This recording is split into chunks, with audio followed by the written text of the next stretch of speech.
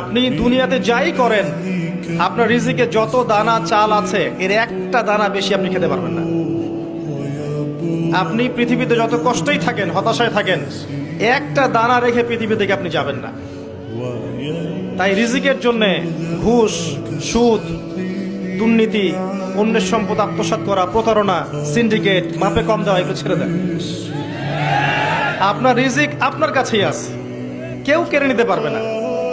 মৌত যেমন মানুষকে খোঁজে, রিজিক তেমন মানুষকে খোঁজে।